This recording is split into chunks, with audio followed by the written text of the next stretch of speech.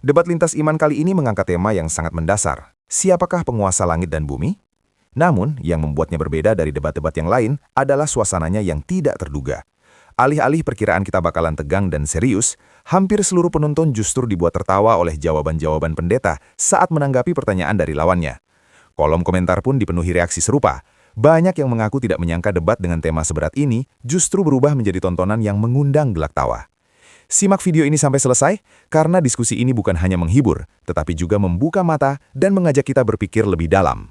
Mari kita masuk ke dalam topik diskusinya, yaitu siapakah penguasa langit dan bumi gitu. Aku di sini sebagai pihak yang muslim, alhamdulillah masih dari ruh, nggak pernah khianat, tetap Islam, menjelaskan bahwasanya penguasa di dalam definisinya dulu yang kita harus sepakati adalah keberadaan yang mempunyai hak terhadap keberadaan yang lain, itu penguasa. Jadi kalau tidak ada hak kepada keberadaan yang lain, bukan penguasa namanya customer reguler itu. Nah, di dalam Islam sudah diberitahukan oleh Zat yang Maha Tinggi yang Maha Mulia, yaitu Allah sendiri di dalam surah Al-An'am ayat 61 sampai 62. Di sini Allah berfirman bahwasanya Dialah penguasa yang mutlak atas semua hambanya. Itu yang Allah firmankan. Lalu kemudian di 62-nya, kemudian hamba-hamba Allah ini akan dikembalikan kepada Allah, penguasa mereka yang sebenarnya.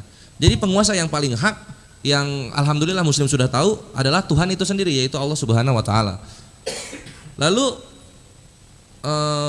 penguasa tentunya adalah pemilik, yang juga bisa disebut Rob di dalam Islam. Rob dari langit, bumi, dan alam semesta. Jadi nggak cuma manusia, tapi langit dan bumi juga itu dikuasai oleh Allah Subhanahu wa taala. Itu bisa dilihat misalnya di pembukaan surah Al-Fatihah, lalu juga di surah Al-Jasiyah ayat 36, di mana Allah mendiktekan kepada kita dalam firman-Nya, segala puji hanya bagi Allah, Tuhan pemilik langit dan bumi dan seluruh alam semesta. Ini yang Allah firmankan mengenai penguasaannya. Jadi Islam itu udah nggak bingung lagi siapa penguasanya, karena hanya Allah saja, tidak ada yang lain gitu, dan tidak kebingungan oleh pribadi-pribadi konsepnya itu. Dan salah satu ciri-ciri penguasa yang hak, yang maha menguasai segalanya, itu bisa kita lihat di firman Allah di surah Al-Ahqaf ayat 33, di mana Allah berfirman bahwa sang maha penguasa ini tidak tidur, begitu kawan-kawan Kristen. Dan juga dalam surah Al-Furqan ayat 58, di mana yang maha menguasai ini tidak mati. Jadi kalau misalnya pernah tidur dan pernah mati, bukan penguasa dalam perspektif Islam, begitu. Dan juga salah satu yang paling akan aku tekankan di sini adalah firman Allah di surah An-Nisa 176, di mana Allah berfirman bahwa Allah maha mengetahui segala sesuatu. Dan At-Taqabun ayat 4, di mana Allah maha mengetahui segala isi hati. Jadi dengan kemaha pengetahuan sifatnya Allah ini, maka yang namanya Tuhan itu tidak boleh menyesal. Tidak boleh menyesal, karena kalau menyesal artinya dia tidak tahu akan ada yang menyakiti perasaannya di masa depan, begitu. Maka dari itu kita tidak pernah menemukan narasi Tuhan kita Allah Subhanahu wa taala menyesal. Nah, nanti kita akan bahas lebih jauh di sini. Bu Karyana ini yang selalu diskusi dengan saya di debat online. Cuman karena beliau mencret kalau diskusi, jadi saya ajak offline. Semoga beliau Kang Chan juga bisa. mencret juga saya buat. Insyaallah, beliau ini orang. Jadi saya ajak offline, dan beliau punya keberanian dan integritas yang luar biasa sehingga mengajak saudara-saudaranya untuk hadir di depan. Masya Allah. Saya mau tanya kepada Al-Quran. Wahai Al-Quran, apakah Nabi Muhammad penguasa langit dan bumi? Quran menjawab, bukan. Apa kata Quran? Qul, katakanlah Nabi Muhammad, innama ana basyarum mislukum, aku hanyalah manusia seperti kalian juga. Sama. Apa yang membedakan Nabi Muhammad dengan kita? Yuhi ilai, aku hanya diberikan wahyu. Gak ada Nabi Muhammad kuasa di langit dan di bumi. Wahai Al-Quran, apakah malaikat itu penguasa langit dan bumi? Bukan. Apa kata Quran? Wa id qulna lil malaikati isjudu li Adam. Dan ketika Allah memerintahkan malaikat untuk bersujud kepada Adam, fasajadu, malaikat bersujud, Pak. Tak punya kuasa. Iblis pun sama, tidak punya kuasa. Alaihim min sultanin, dia bukanlah penguasa di dunia ini, iblis. Quran mengadres Nabi Muhammad bukan iblis, bukan penguasa, malaikat bukan penguasa, iblis bukan penguasa, hanya Allah. Allahu Rabbul Alamin, Allahu Rabbus Samawati wal Ard, Allah penguasa langit dan bumi, Allahu Rabbul Masyriqi wal Maghrib, penguasa timur dan barat. Tak ada. Jadi satu yang bisa disimpulkan dari Quran, penguasanya satu, yang lainnya tak bisa jadi penguasa.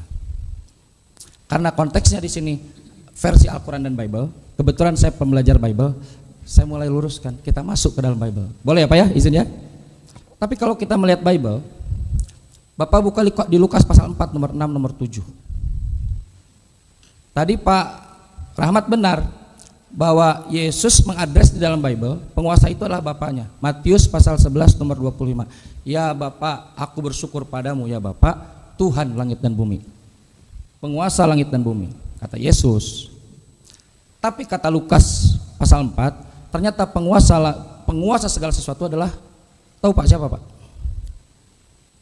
Iblis. Jadi perbedaan antara Al-Quran dan Bible adalah, kalau Al-Quran menegaskan satu-satunya yang harus dipercaya sebagai penguasa langit dan bumi adalah Allah. Yang lainnya nggak boleh. Kalau Bible, banyak penguasa dalam Bible.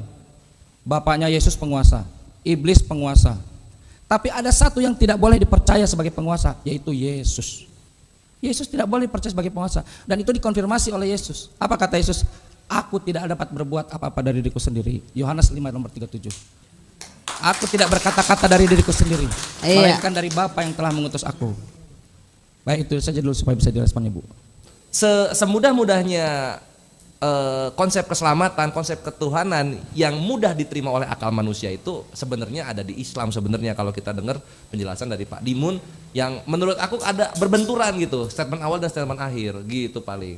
Jadi ini aku akan lanjut ke pertanyaan kedua saja.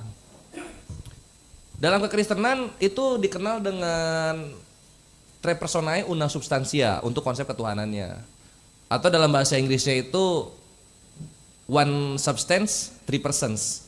Nanti bahasa Indonesianya satu hakikat, tiga pribadi.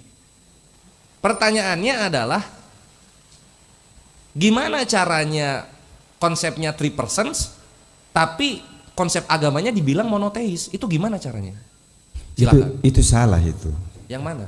Yang dikatakan tadi itu salah, tapi Kristen mempercayai seperti itu. Yang benar itu hanya 2 tahta di surga. Tidak ada 3. Tertulis di Alkitab ada 2 tahta di surga, itu yang ada. Bukan, maksudnya jadi satu hakikat tiga pribadi atau dikenal? Salah itu. Bukan Tritunggal. Tritunggal itu? Bukan. Tritunggal salah, tidak Alkitabiah. Oh, oke. Sip. Iya.